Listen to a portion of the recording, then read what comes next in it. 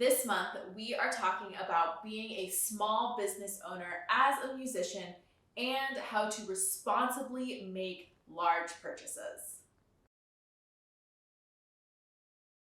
As a musician, so many of us are self-employed. We may teach privately, we may gig and freelance, we may adjunct teach, we may do so many other things. Because we are self-employed individuals, that means we are small business owners. Here are 3 ways you can start running your career like a small business. Number 1, the first way to start running your career like a small business is to separate your personal and business expenses. It is so important that we have at least 2 bank accounts set up.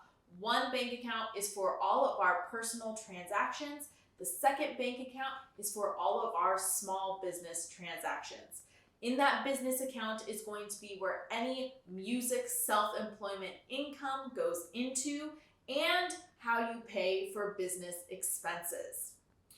Having 2 accounts set up provides financial clarity, makes your monthly accounting so much easier, and it allows you to pay yourself a consistent monthly salary. The second way we can start running our career like a small business is to understand what our business expenses are. Business expenses are expenses incurred during the normal course of business. For musicians, this could be things like sheet music or buying a new instrument, instrument maintenance, payment processing fees if we teach privately, recording equipment, mileage, a home studio. The reason business expenses are important and the reason it's important for you to understand what your business expenses are is because they reduce your taxable income because they are tax deductions. And the third way we can start running our career like a small business is to understand what our revenue and profit is. First of all, it's important to note that what you make in a month as a self-employed individual is not necessarily the amount you get to pay yourself, or it is not your take-home pay. Your monthly revenue is the total amount your business made via sales or sales of services. What will come out of that revenue is going to be any operating costs and business expenses that you have, as well as the amount you should be setting aside for taxes. Anything left over after those expenses and operating costs have been accounted for and taken out of your revenue is going to be your profit. It is important for us to know these 2 numbers, our revenue and our profit, because we are able to then see if our business is doing well or not well, and we will be able to calculate how much money we can pay ourselves each month.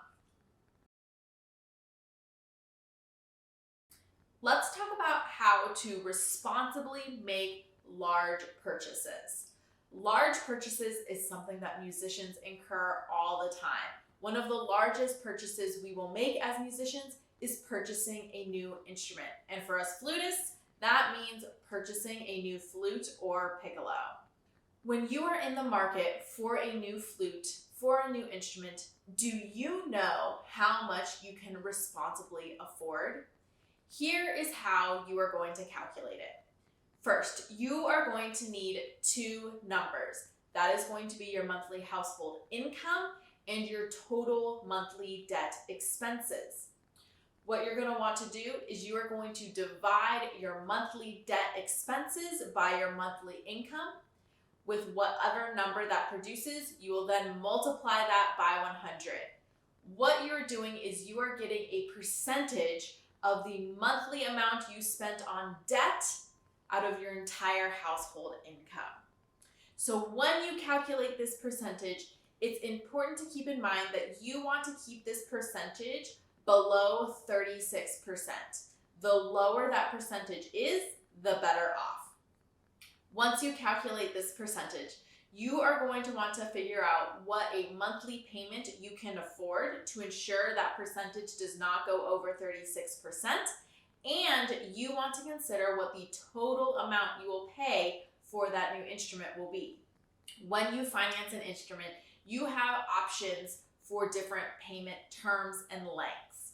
While longer payment terms will ensure a lower monthly payment, the total amount you will pay will also increase due to interest.